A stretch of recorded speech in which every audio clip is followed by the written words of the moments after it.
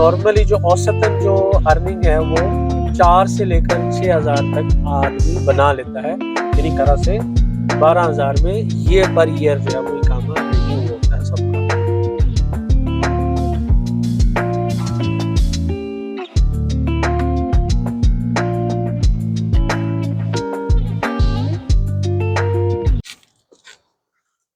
अस्सलाम वालेकुम, क्या हाल है दोस्तों, खैरियत से हैं? उम्मीद है सब खैरियत से होंगे भाई।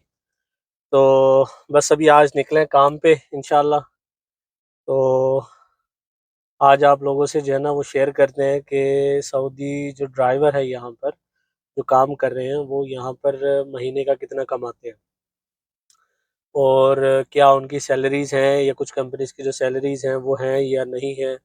और उसके बाद जो है आपको ये भी बताएंगे कि उसका क्या प्रोसीजर है यहाँ पे टैक्सी लेने का और टैक्सी का जो ड्राइविंग लाइसेंस है वो कैसे हासिल करना है। तो आज आप दोस्तों से इंशाल्लाह जो है ना ये सारी बातें शेयर करेंगे इंशाल्लाह।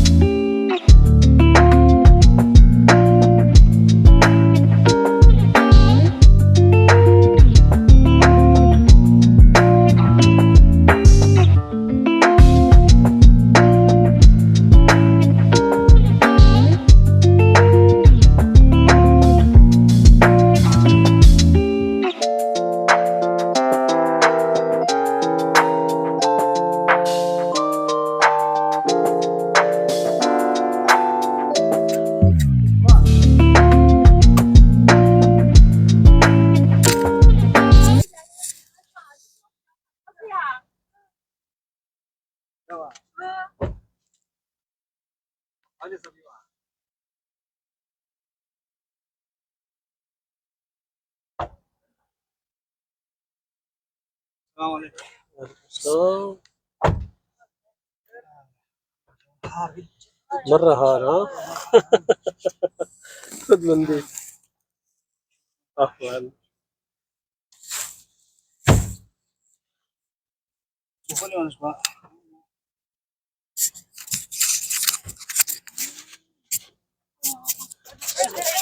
بسم الله بسم الله.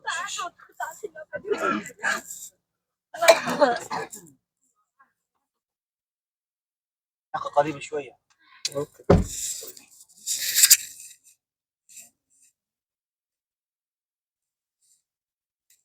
وبعدين الآن 7 مساجد، مساجد السبع.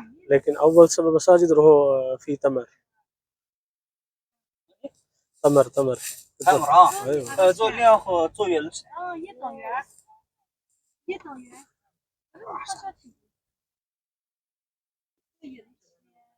那还有个好多这意思，那个什么？看我就好。这个钱，这个钱。那什么像黄瓜的这大十字？我那给他说过这，那说你按着斤和写字那个，反正吃自发就是这个自发的。这把你们这数学方面给我说。这黑色呀？那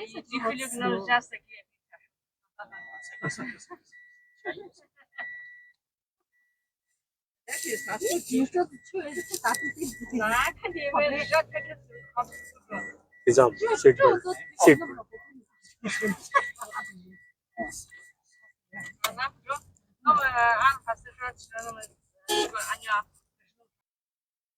هذا الجبل خندق كله 7 مساجد 7 مساجد هذا كله. 这是那个啥，好多站一点的啊，10个青年4站。الآن ما في 7 مساجد صح؟ في 7 ستة مساجد ولا لا في 7 عشان هذا في 2 يسار 3 فوق- يمين. فوق ده ايه؟ لا فوق ما في مساجد عشان 2 يسار 3 يمين 5 2 في هذا الجنب. ايوه 这左面2个，右面3个，中间这个后面上来个啥？ كله في 7 مساجد.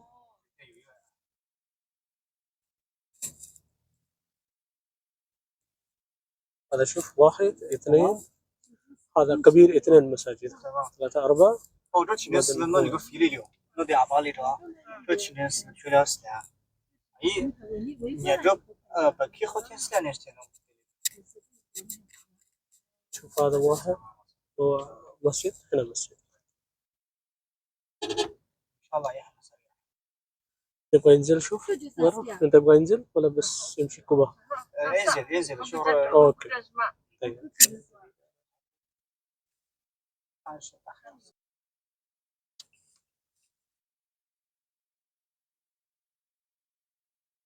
وقف هناك. 好好好，给劲！你看这后面有没有还吃的很大。我还老少呢，多少分？ ايوه انتظر هنا ايوه هنا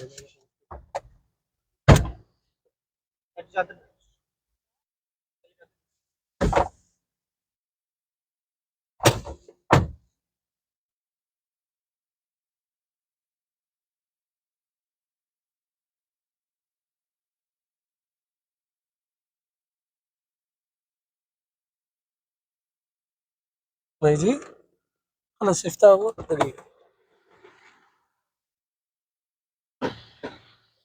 دقيقة صبر صبر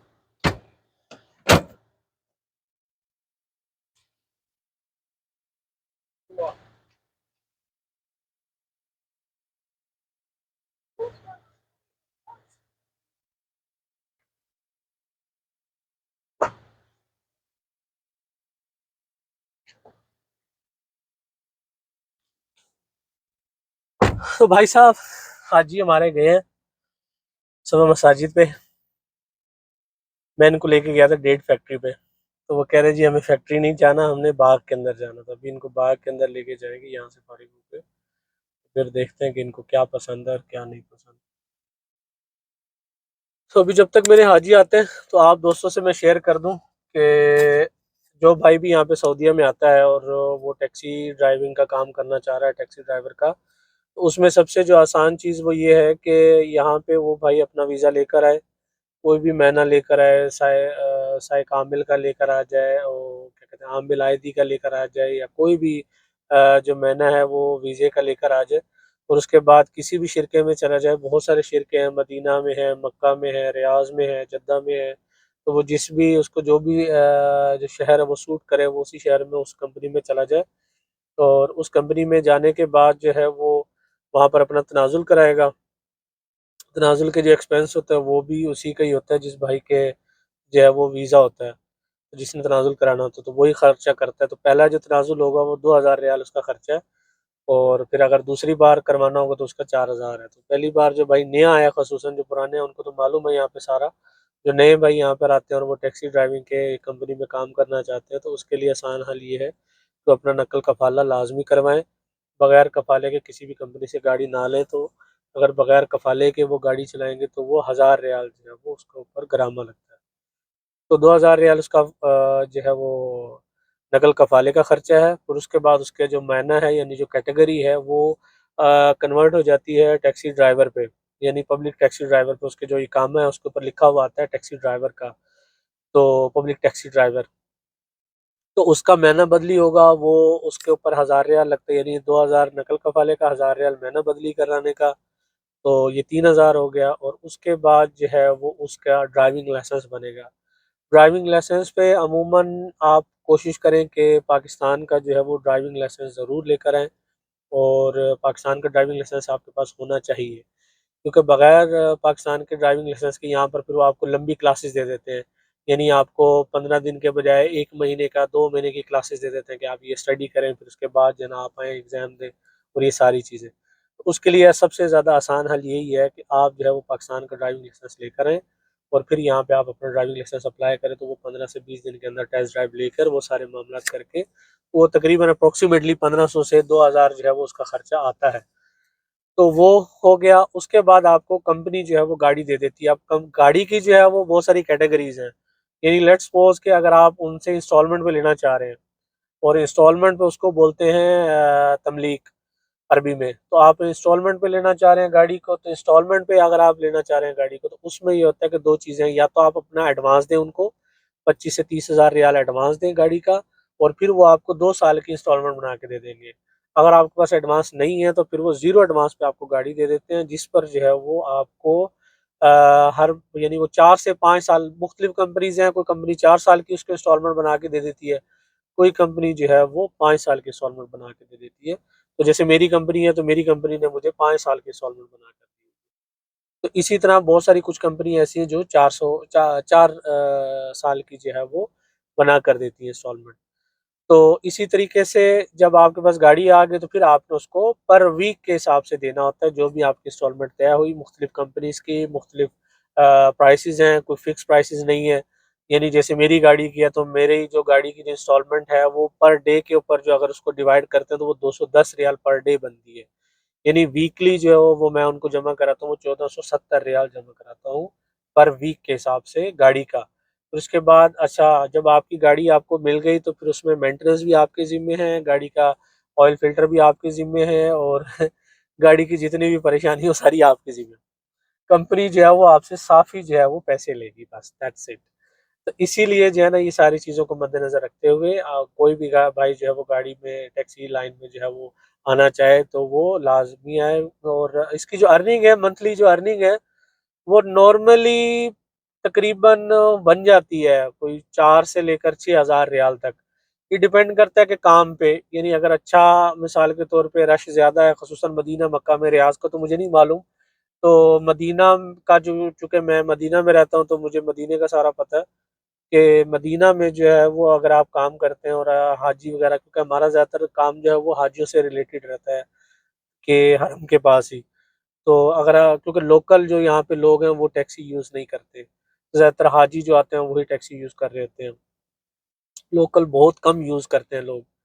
और उसमें ये है कि अगर हाजी यहाँ पे आ रहा हो, यानी उम्रे पर आ रहा हो, लोग हज आ रहा हो, तो फिर हमारा भी काम चलता रहता है। तो उसमें नॉर्मली जो औसतन जो अर्निंग है वो 4 से लेकर 6,000 तक आदमी बना लेता है। यानी कंपनी के भी निकाल के, खर्चे भी निकाल के, गाड़ी की मेंटेनेंस भी निकाल के, ये सारी चीज़ें इंसान बना लेता है।